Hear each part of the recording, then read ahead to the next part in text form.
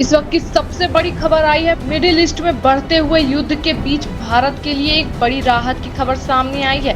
दरअसल तनाव और समुद्री नाकेबंदी के बीच ईरान ने एक खास फैसला लेते हुए भारत के 2 एलपीजी टैंकरों को सुरक्षित रास्ता देने की अनुमति दी है।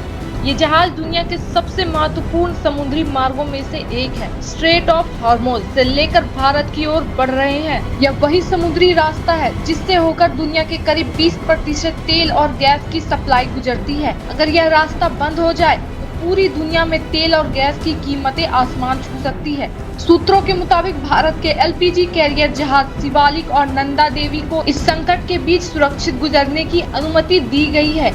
यह फैसला भारत के लिए इसलिए बेहद अहम है क्योंकि भारत अपनी बड़ी ऊर्जा जरूरतों के लिए खाड़ी देशों पर निर्भर है। जानकार बताते हैं कि इस फैसले के पीछे भारत की कूटनीति की बड़ी भूमिका रही है। भारत के विदेश मंत्री सुब्रमण्यम जयशंकर ने ईरान के विदेश मंत्री से बातचीत कर यह सुनिश्चित करने की कोशिश की कि भारत की ऊर्जा सप्लाई बाधित न हो।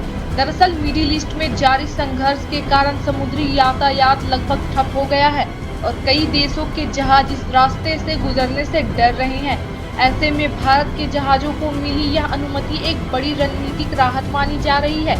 बताया जा रहा है कि एक तेल टैंकर जो सऊदी अरब का कच्चा तेल लेकर भारत आ रहा है, वह भी जल्द भारतीय बंदरगाह तक पहुंच सकता है। इससे देश में एलपीजी और ऊर्जा आपूर्ति को लेकर बनी चिंता कुछ हद तक कम हो सकती है। लेकिन सवाल अब भी वही है, क्या मिडिल ईस्ट का युद्ध और ज्यादा गहराएगा? और अगर हॉर्मोज का रास्ता पूरी तरह बंद हुआ तो क्या दुनिया एक बड़े ऊर्जा संकट की ओर बढ़ रही है? अपनी राय हमें कमेंट में जरूर बताएं।